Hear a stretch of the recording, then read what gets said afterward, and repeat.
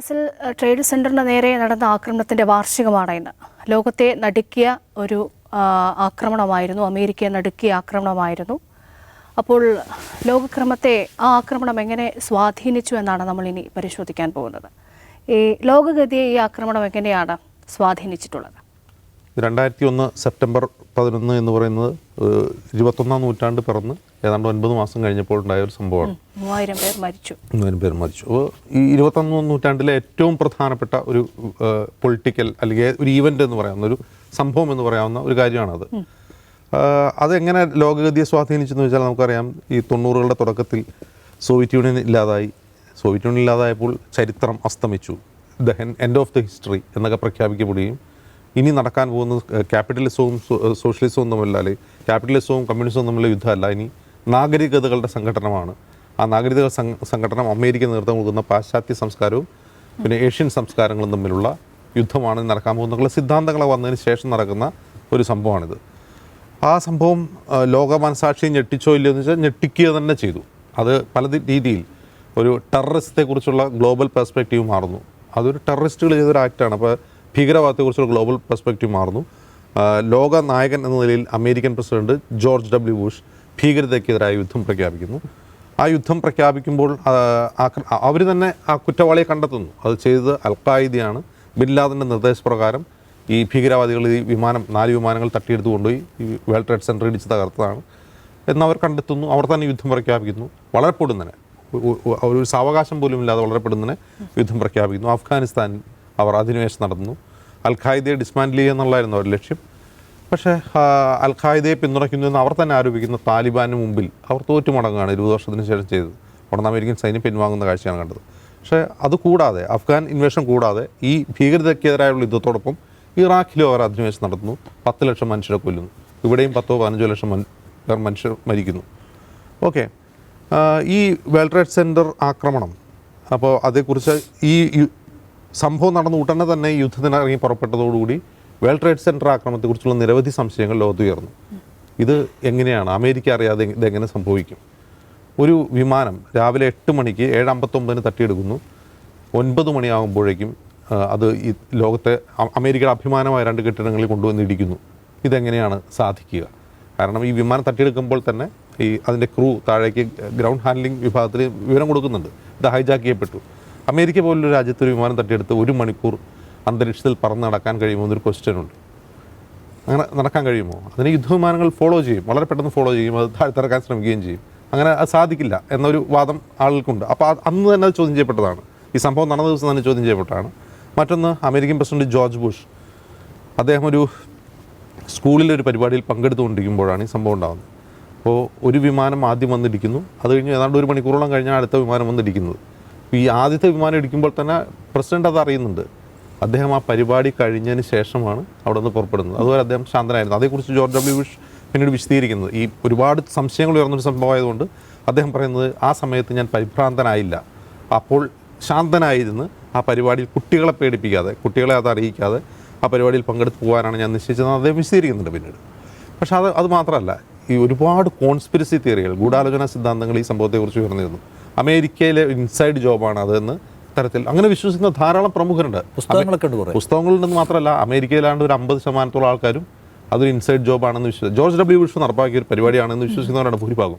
പക്ഷേ അത് ഇപ്പോഴും കോൺസ്പിരസി തിയറികളാണ്. കാരണം ഔദ്യോഗിക വേഷങ്ങളാണ് പൊതുവെ അംഗീകരിക്കപ്പെടുന്നത് എന്നുള്ളതുകൊണ്ട് നമുക്ക് അതിനെപ്പറ്റി സംസാരിച്ചിട്ട് കാര്യമില്ല. പക്ഷേ എന്തെങ്കിലും ഒരു കാലത്ത് അതിൻ്റെ എന്തെങ്കിലും രഹസ്യങ്ങളുടെ അത് പുറത്തു വരും. അമേരിക്ക ആയതുകൊണ്ട് അങ്ങനെ കുറേ നാളത് ക്ലാസിഫൈഡ് രഹസ്യങ്ങളായിട്ട് പലതും മൂടി വയ്ക്കാൻ കഴിയില്ല എന്നുള്ളതുകൊണ്ട് ഏതെങ്കിലും കാലത്ത് പുറത്തു വരും നമുക്ക് പ്രതീക്ഷിക്കാം. പക്ഷേ അതല്ല പ്രശ്നം. അതേ തുടർന്ന് അമേരിക്ക എന്ത് ചെയ്തു എന്നുള്ളതാണ് പ്രശ്നം. അത് കഴിഞ്ഞ് ചെയ്ത 2 അധിനിവേശങ്ങൾ, ഒന്ന് അഫ്ഗാൻ അധിനിവേശവും 2 ഇറാഖ് അധിനിവേശവും, അത് അമേരിക്കയ്ക്കുണ്ടായ ക്ഷീണം, അമേരിക്കയ്ക്കുണ്ടായ തിരിച്ചടി, ആ തിരിച്ചടിയെപ്പറ്റി അമേരിക്ക ചിന്തിക്കുന്നു എന്നുള്ളതാണ് പ്രശ്നം. കാരണം ട്രംപ് എങ്ങനെയാണ് അധികാരത്തിൽ വന്നതെന്ന് ചോദിച്ചാൽ, നമ്മുടെ ഖജനാവിലെ പണം എടുത്ത് മറ്റാർക്കോ വേണ്ടി നമ്മൾ മറ്റിടങ്ങളിൽ പോയി യുദ്ധം ചെയ്യുന്നു, ആളുകളെ കൊല്ലുന്നു, യുദ്ധം ചെയ്യുന്നു. എന്തിനു വേണ്ടി എന്ന ട്രംപിൻ്റെ ചോദ്യം ഈ സെപ്റ്റംബർ 11 ഒരു ആഫ്റ്റർ എഫക്റ്റാണ്. കാരണം ട്രംപിൻ്റെ ഈ ചോദ്യം സ്വീകരിക്കാൻ തക്ക മാനസിക നിലയിലേക്ക് അവിടുത്തെ ഡെമോക്രാറ്റുകളും റിപ്പബ്ലിക്കന്മാരുമായ വോട്ടർമാർ മാറിയിരിക്കുന്നു. ഈ യുദ്ധമൊക്കെ എന്തിനു വേണ്ടി? ഈ അഫ്ഗാൻ അധിനിവേശത്തിലും ഇറാഖ് അധിനിവേശത്തിലും പങ്കെടുത്ത കുറേ അധികം അമേരിക്കൻ പട്ടാളക്കാർ ശവപ്പെട്ടിയിൽ അമേരിക്കയിൽ തിരിച്ചു വരികയാണ്. ഇത് ആർക്ക് വേണ്ടി ചെയ്യുന്ന യുദ്ധമാണ് എന്ന ക്വസ്റ്റ്യൻ അമേരിക്കയിലെ കുറേ അധികം ആളുകൾ ചോദിക്കാൻ തുടങ്ങിയിരിക്കുന്നു. മറ്റൊരു കാര്യം, ഈ സംഭവത്തിന് ശേഷം അത് വളരെ പൊടുന്നനെ ഉണ്ടായ മാറ്റമല്ല, ഒരു ലോക പോലീസ് എന്ന നിലയിൽ അമേരിക്കയുടെ സ്ഥാനം തെറിച്ചു. അത് ഏകഛത്രാധിപതി, ലോകരാഷ്ട്രീയത്തിലെ ഏകഛത്രാധിപതി, ഒരു യൂണിപോളാർ വേൾഡ് എന്ന നിലയിൽ നിന്ന് ലോകരാഷ്ട്രീയം മാറുന്നു.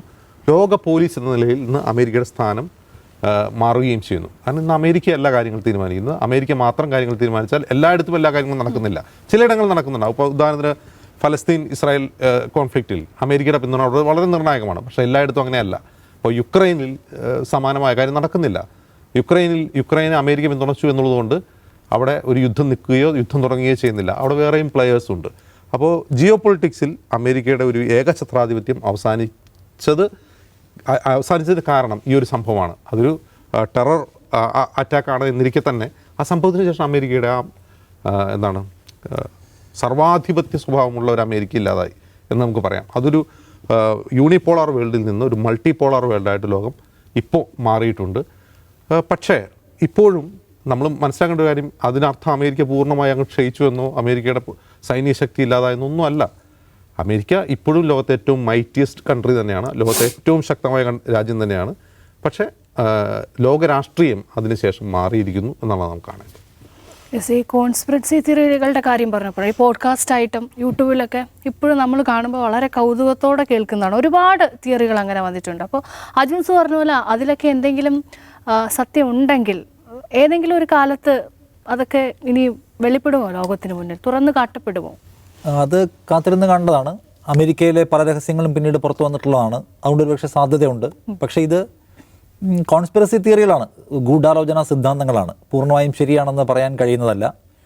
അമേരിക്കയിലെ ഒരു ജുഡീഷ്യൽ കമ്മിറ്റി ഇത് മുഴുവൻ അന്വേഷിക്കുകയും വളരെ വിശദമായ റിപ്പോർട്ട് സമർപ്പിക്കുകയും ചെയ്തിട്ടുണ്ട്. നമുക്ക് ആ റിപ്പോർട്ട് അവൈലബിൾ ആണ് ഇൻ്റർനെറ്റിൽ. അപ്പോൾ അതുകൊണ്ട് അവർ വളരെ കൃത്യമായിട്ടുള്ള കാരണങ്ങൾ, തീവ്രവാദ ആക്രമണം ഉണ്ടായത് എങ്ങനെയാണ്, ആരൊക്കെയാണ് പങ്കെടുത്തത്, അവരെവിടെ നിന്നാണ് ട്രെയിൻഡ് ആയത്, ഈ വിശദാംശങ്ങളൊക്കെ അതിൽ രേഖപ്പെടുത്തിയിട്ടുണ്ട്.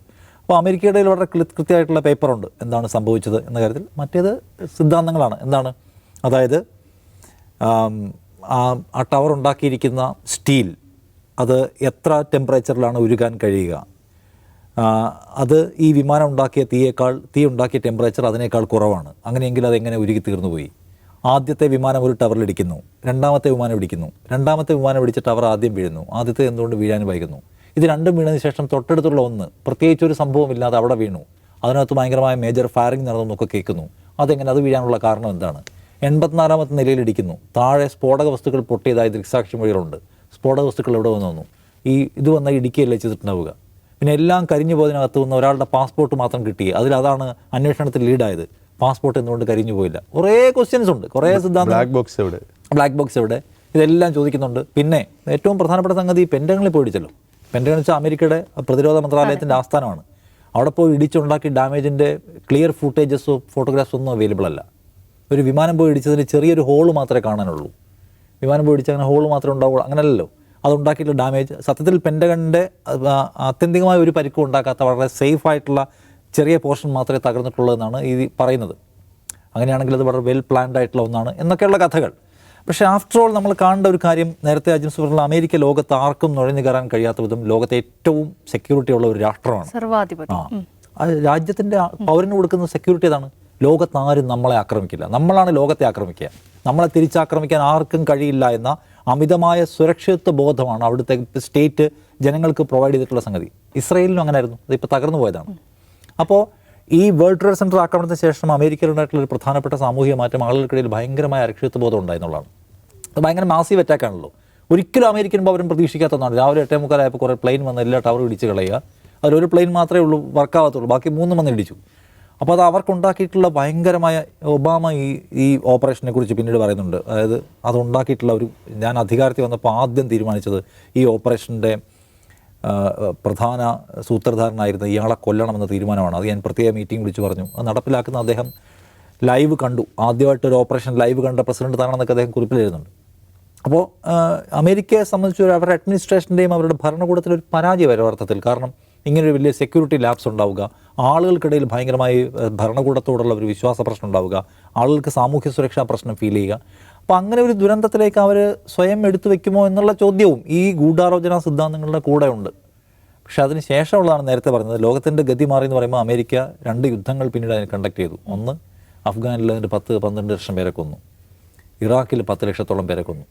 ഇറാഖിൽ നടത്തിയിട്ടുള്ള ആക്രമണം ഭീകരതയുടെ അച്ചുതണ്ടാണ് ഇറാഖ് എന്ന് പറഞ്ഞിട്ടായിരുന്നു.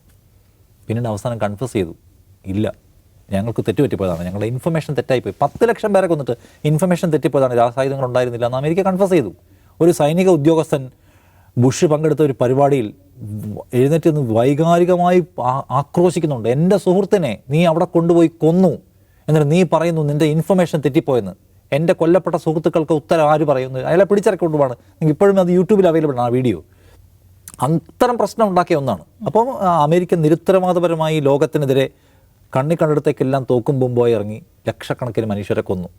ഓക്കെ, ഫൈനലി അബോട്ടാബാദിൽ പാകിസ്ഥാനിൽ വെച്ച് ഈ ബിൻ ലാദനെ കണ്ടെത്തി കൊല്ലാൻ അവർക്ക് പറ്റി. പക്ഷേ അതിൻ്റെ പേരിൽ അവരെത്ര ലക്ഷം മനുഷ്യരെ കൊന്നു എന്ന് മാത്രമല്ല, നേരത്തെ അജിംസ് പറഞ്ഞോലെ ഓപ്പറേഷൻ പൂർത്തിയാക്കാതെ ബിൻ ലാദന് സകല സൗകര്യങ്ങളും ചെയ്തു കൊടുത്ത താലിബാൻ വീണ്ടും അധികാരത്തിൽ വരും വിധത്തിൽ അഫ്ഗാനിസ്ഥാനെ അവിടെ ഇട്ടിട്ട് എല്ലാം അവർക്ക് കൊടുത്തിട്ട് പോയി കളഞ്ഞു. അപ്പോൾ ഫൈനലി അമേരിക്കയ്ക്ക് ഒരു ഡാമേജസ് പിന്നെയും ഉണ്ടാക്കി. 3000 പേര് അവിടെ കൊല്ലപ്പെട്ടു. അങ്ങനെ ഗൂഢാലോചനത്തിൽ ഏറ്റവും പ്രധാനപ്പെട്ട സംഗതിയാണ് ജൂതന്മാരും മരിച്ചു പോയിട്ടില്ല എന്നുള്ളത് നമ്മൾ ഓർക്കേണ്ട കാര്യമാണ്. അതൊക്കെ വെറുതെ പറഞ്ഞു. പക്ഷേ കണക്ക് പരിശോധിച്ചാൽ 200ഓളം ജൂതന്മാർ അതിൽ കൊല്ലപ്പെട്ടു. അപ്പോൾ അതിൽ അല്ല, ഞാൻ പറഞ്ഞ രസകരമായ സിദ്ധാന്തം എല്ലാം ജൂതന്മാർക്ക് അറിയാമായിരുന്നു. അവർ ഈ സമയത്ത് രസകരമായ ഒരു സാധനമുണ്ട്. ഈ വിമാനത്തിലിരിക്കുമ്പോൾ ഈ വേൾഡ് ട്രേഡ് സെൻറ്റർ എങ്ങനെയായിരിക്കും കാണുക എന്നൊരു ക്വസ്റ്റ്യൻ ഉണ്ടല്ലോ. അത്ര അകലെ നിന്ന് കാണുമ്പോൾ 2 വര മാതിരിയായിരിക്കും കാണുക. അതിൽ കൃത്യമായിട്ട് കൊണ്ടുപോയി കയറണമെങ്കിൽ ആ പൈലറ്റ് എന്ത് വിദഗ്ധനായിരിക്കും എന്നൊക്കെ ഇങ്ങനെയുള്ള സിദ്ധാന്തമുണ്ട്. പിന്നെ വേറൊരു പ്രധാനപ്പെട്ട സംഗതി ഉള്ളത് ഇസ്ലാമോഫോബിയ എന്ന് പറയുന്ന സംഗതിയാണ്. അതായത് ഈ അറ്റാക്കിന് ശേഷമാണ് ലോകത്ത് ഇസ്ലാമോഫോബിയ എന്ന് പറയുന്ന സംഗതി കൂടുതൽ ആഴത്തിൽ ഇറങ്ങി പ്രചരിക്കുകയും വലിയ മുറിവുകളുണ്ടാക്കുകയും അമേരിക്കക്കകത്ത് തന്നെ വലിയ തോതിൽ ഇസ്ലാം വിരുദ്ധ മനോഭാവം വർദ്ധിച്ചു വരുന്നതിൽ ഈ സംഗതി വലിയ തോതിൽ എന്താ പറയുക കാരണമായിട്ടുണ്ട്. അമേരിക്ക തന്നെ അത് പ്രൊപ്പഗേറ്റ് ചെയ്തിട്ടുണ്ട്.